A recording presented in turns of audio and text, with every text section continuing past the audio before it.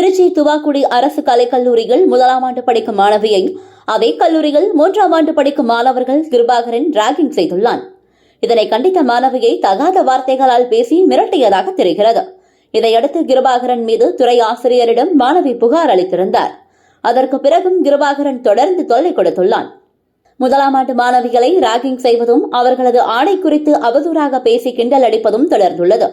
இதுகுறித்து மாணவி தரப்பில் போலீசில் புகார் அளிக்கப்பட்டது.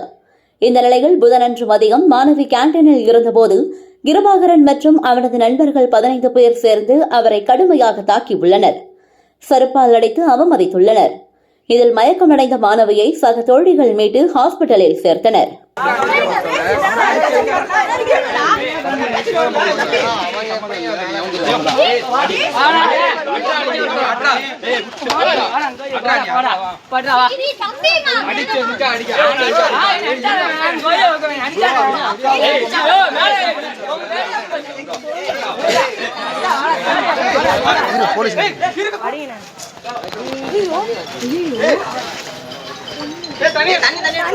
தண்ணி